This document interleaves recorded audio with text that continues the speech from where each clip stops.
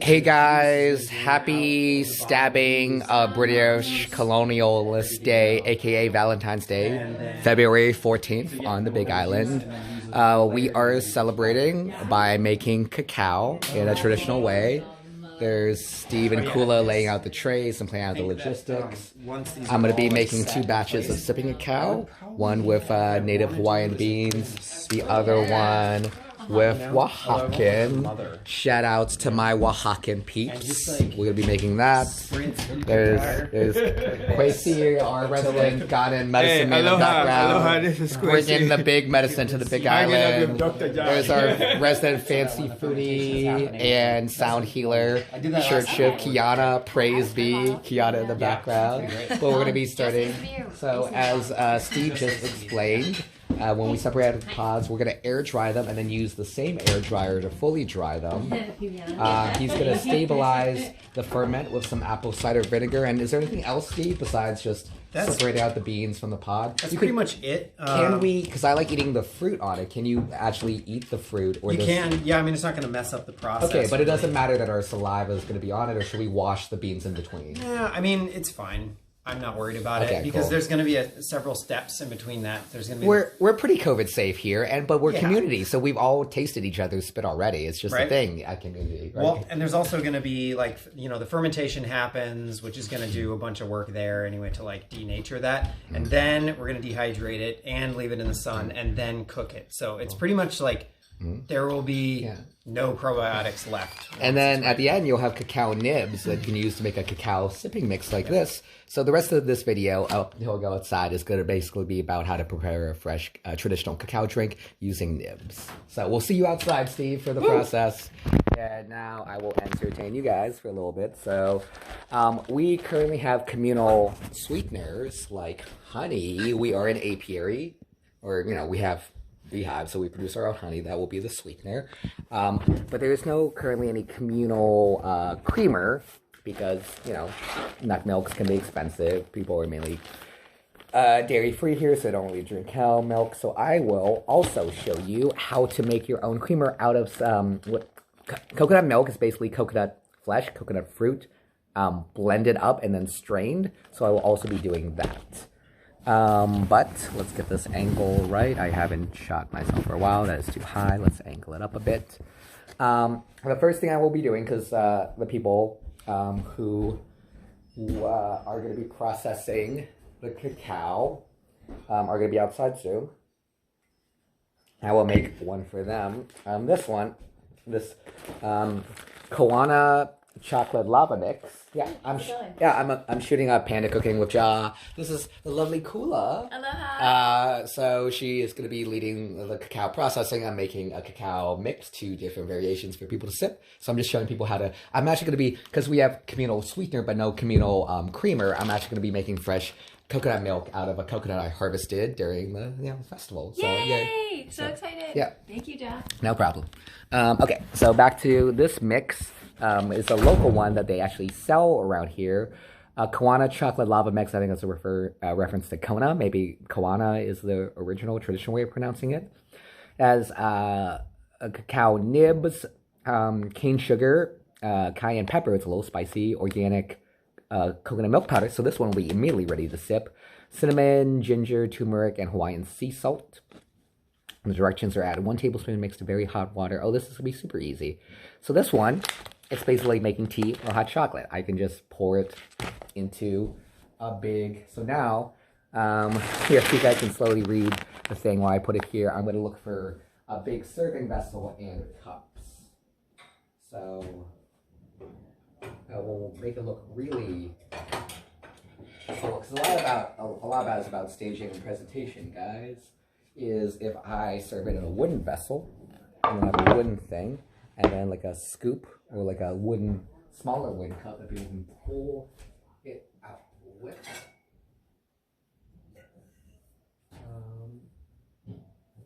Like a serving. Let me find a lot of it is. I'm looking now for maybe a wooden ladle. That would be best. If not, I'm gonna use a metal ladle. No wooden ladle, we'll use metal ladle because plastic is not a good idea. Let's just use a big spoon. Shooting a panda cooking. There is Maddie, one of the founders of this community. It would fall apart without her. So let's look for a nice serving label. Let's use this big spoon. And then I will prepare the first batch of sipping cacao for the cacao processors.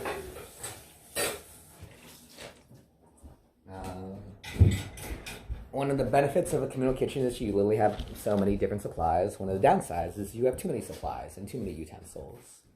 So you have to kind of figure out the efficient way. Okay, so I already have pretty hot boiling water. I made it for my tea earlier. It should still be pretty boiling hot, piping. Actually, it could be a bit hotter. But let's...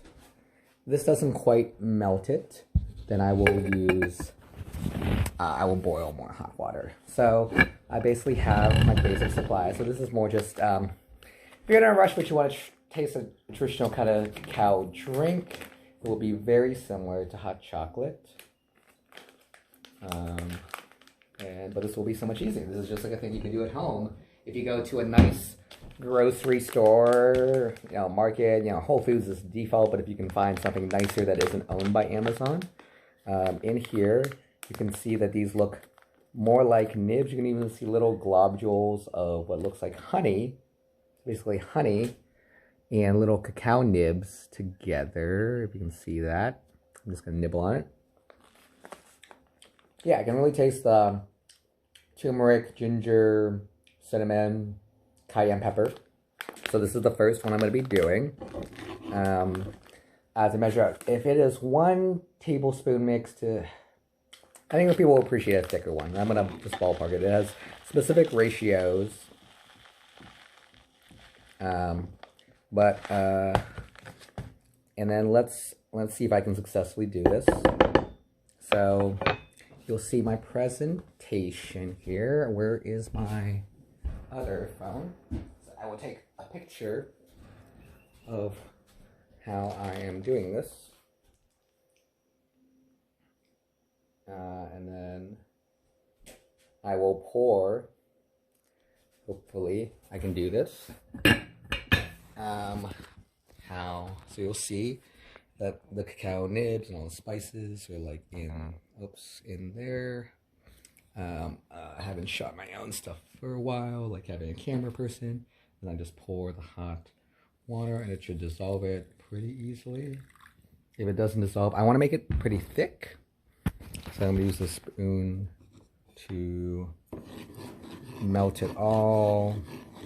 If it's not melting, dissipating very well,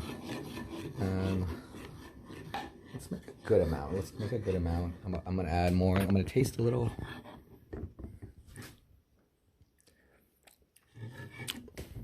It definitely needs much hotter water. So, another little delay. Oh, I make this water a lot hotter. But yeah, a lot of people don't know that cacao is actually a fruit. We're eating its bean. It's kind of like how coffee works. That the coffee bean also has a fruit around it. It occurs in pods though, so I will show you. This is what the beans look like. This is from when I harvested cacao earlier in the week before I went to the festival. So you'll see on the white, the top, is the cacao fruit. And then after you eat it, you have this kind of like cacao bean, which one is the nib on the inside. So you both ferment and then roast them. It will take a couple of days, so we won't have sipping chocolate immediately, which is why I'm preparing some for the residents, guests, and visitors. Basically anyone participating in the event today. Let me boil this water.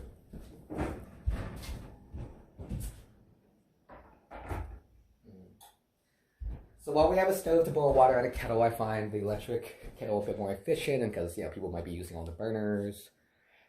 Okay, so yeah, so the history of cacao. I want to say both. Someone correct me in the comments if I'm wrong. Both are native to South America, part of the culture, and then because they are both bean bean fruits that have caffeine in them and have their own distinctive flavors. So they're basically kind of processed in the same way, though I don't think you ferment coffee. You immediately dry and roast it. So coffee has a much smaller fruit, which I've also tasted. I have friends who own coffee plantations. I don't know if anyone has a cacao plantation. The pods are a lot bigger. You'll see they look like a giant, hard kind of fruit case. So this needs to be a lot hotter for it to fully melt. But tastes good already. So I will put this out with a bunch of mugs. Let me pick out some mugs. I will have a very traditional faux wood looking one. This will be nice. This will be the demo one. But yeah, you can see if I open this up more, you can even have a more clear. And I will cut one for you guys and you can kind of see. Oh, I made a mess. So the weird thing is this syrup, this liquid is actually drinkable. So waste not, want not. Our table is very clean. I slurped it. Yeah, it's kind of a sour. I would describe it. Let me eat the little beans so you can kind of see what it's like. Yeah. And I'll clean this. Yeah. This is why it's important to have a clean table so you can slip stuff off the table and not get a bunch of diseases or sick. So yeah, it is a slightly tart. I think it's a tasty fruit, but it kind of like doesn't have that much. The fruit, when I talk about coffee fruit or cacao fruit, it just kind of surrounds the pod, kind of thin membrane. So when you eat it, you're kind of just like sucking on the bean because you can't really eat the bean.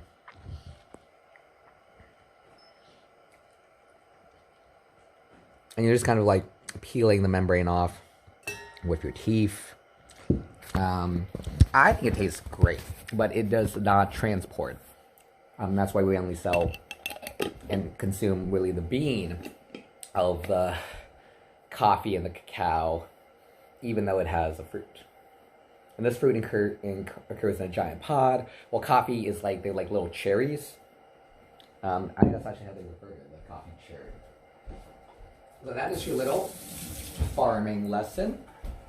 I hear the water, you can hear kind of boiling in the background. I think I'm going to add a bit more cacao into it. If it was just the nibs, it would just be very bitter by itself. Let me get the blender. The blender, I will also start making coconut milk. So this coconut I actually harvested myself. I think I did a pretty good job. Like I already ate some of it, but it was almost perfectly round and relatively intact. There's specific tools you can use to kind of separate it out, but I just did this with a machete. I'm trying to get better at my machete skills. So I will use just a blender to kind of blend it into like a frothy pulp, and then we have cheesecloths. The cheesecloth.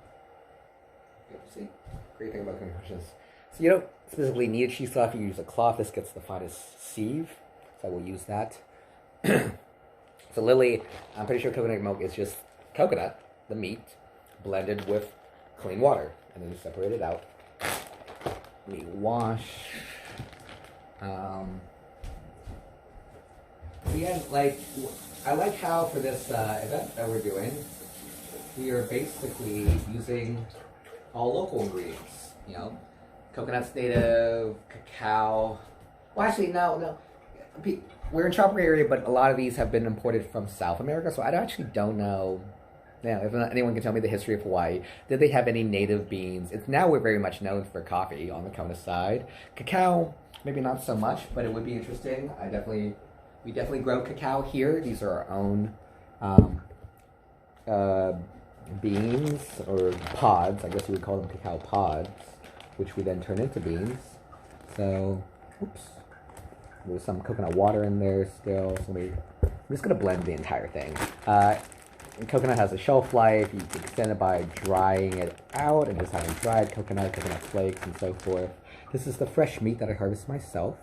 So it does have this. This is kind of harder to get off. So I've obviously removed the shell and the husk and everything, but there's still a little. I don't even know what to call this. It's just the thinnest membrane that separates. This is the last membrane before the meat. You can eat the meat, like I'm peeling some off now to kind of make sure it's still fine.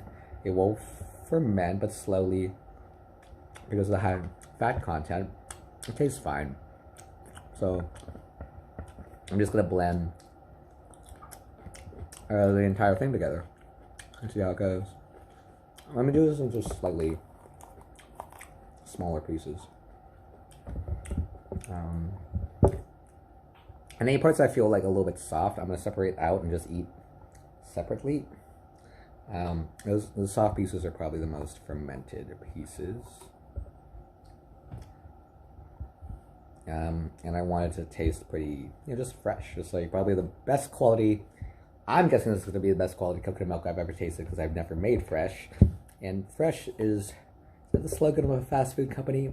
Sorry if my voice sounds kind of hoarse too. I was at a festival all weekend and I had a talk above, I think I have a very loud bassline voice, but I had a talk above the sound of, the womp, womp, womp, womp, music festival, background sound constantly of DJs just fucking slaying on the floor. Just really great music, really great festival. Not sure if I can mention it by name, so I'll be vague, but it is the best Chinese New Year themed festival in Hawaii, I would say. Maybe in all of the US, And I mean, festival in the sense of not like celebrating Chinese New Year in the traditional sense, but music festival. Best Chinese New Year themed music festival, I will claim, in the US, but definitely in Hawaii, which has, a bit of a Asian population, so definitely a good place to have it. Though not that many Asians attended, and I kind of wish they had more Asians, specifically Chinese, involved in the planning, though I guess I am involved in the planning now. I am contributing. So look, you saw that I broke it up into like smaller pieces, mainly just so to blend easier. I don't know if this is even going to shorten much of the time. I'm basically done. Now let's do the cacao. So I can hear the water has, put this aside. The water is now piping hot. Still looking outside to see like they might have gone to the community center, which is a little bit further away from the communal kitchen. I wish they were just like right outside. They might be gathering supplies too. So, okay, let's make this sipping cacao. That's the cup I'm gonna drink out of. Is it clean? Let me wash my own cup that I'm gonna be drinking out of. Because I'm very big about culture and ritual, I might look up some cacao sipping ceremony songs, cacao songs. I can play those off of my iPad or whatever device I want to use, because we like to consume things with intention and celebrate the holidays. So now I have enough boiling hot water. So I'll take back my previous advice. Because we are in a tropical climate, I thought people would enjoy sipping something that wasn't boiling hot, but you need the boiling hotness to actually dissolve cacao, especially if you're using more nibs rather than chocolate that's been kind of processed a bit, cacao that's been processed a bit. So the reason why I keep referring to it as cacao is because it's very not processed. The more refined it is, the more it becomes chocolate, which is what we are used to. It has like dairy fats and a lot of sugars, and it all makes it more tasty, but it makes it less like, ooh, this thing is just kind of blocking. It makes it less like the original bean and so forth. So now you can see it's like more fully dissolved. But I don't want it to taste watery, so I'm going to keep adding it just by taste. Yeah, I need a lot more. It's a little... And it should be bitter. It should actually taste a little bitter, but not crazy bitter.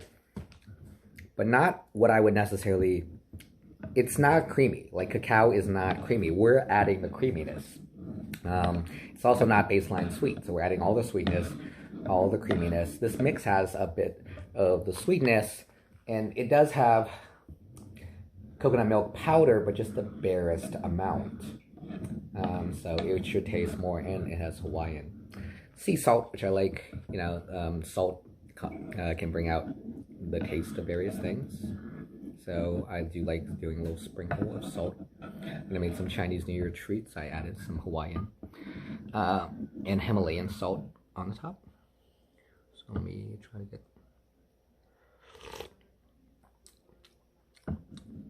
Yeah, I think it's a lot closer to what I want.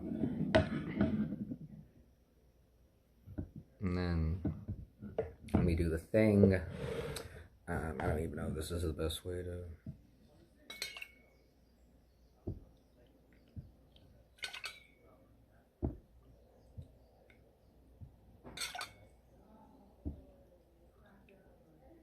And I think this way people will be more mindful of their servings, as it is super hot. Okay, so I will bring this out along with some vessels that people can drink out of.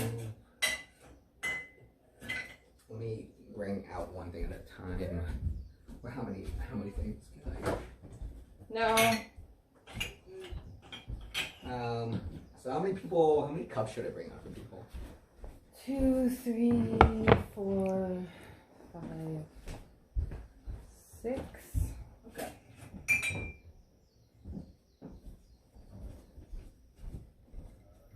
Okay. And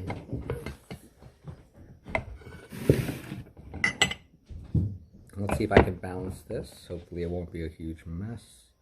I'm going to bring out the camera separately. This is too much to balance in one hand. Again, you can read the ingredients.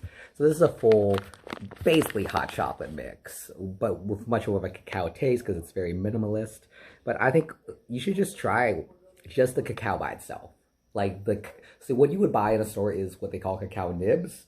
It's just the bean kind of roasted and smashed up, and then taste that by itself. It will be bitter. It will not be sweet. It will not be creamy, but that is cacao. And then we make it into chocolate by adding basically creamers and sweeteners, kind of like we do with coffee. Coffee and cacao, you know, very, very similar things. Okay, so then I will walk the camera out in a bit, but first, actually the more interesting thing, why am I doing it this way? I will walk the camera out first with my stuff. My hot cacao. And then I will then walk the cacao mixture, cacao drink out separately. So then I just didn't want to carry both and then drop it. It would be tragic. So you'll be able to see our residents process. There's Naga. Oh, okay. Okay, sure. Well, it's not going to be published on social media. Oh, it's not? It's just like an internal video. Oh, okay, cool. Great, cool. All right. Okay, so yeah. So those are our current residents. That's Naga. You know, he's famous. This is a celebrity. So obviously he doesn't want to be on the social media. Right. And I will be bringing out the cacao drink because we want our residents to have, you know, actually be able to taste their product. And the product takes a good while to process. Like I said, the bean takes, I would say, at least a couple of days to ferment. Maybe possibly even longer than that. And here we go. Okay. So we'll be processing on that table. I will put one up here. Sip. Yeah, thanks for making the cacao, Jeff. Yeah, no problem. Yeah, and you'll get two variations. I'm going to put out the Hawaiian stuff first, and then I will make a smaller amount that is the Oaxacan, so you can just taste the difference in... Because as I was explaining earlier in the video, It's like coffee, the different where it originates from, how it's processed, creates subtle variations in flavor. It's terroir. Yeah, ooh, fancy. Terroir, yeah, exactly. How the bean originates and how it is processed affects the flavor. Okay. And, yeah. Still. Maybe we could get like the second one going. Yeah, that's good. You want to try to get this Let one me out of there? split this video. The next part of the video will be much more just like processing and less information, but let me, yeah, you guys already saw the process.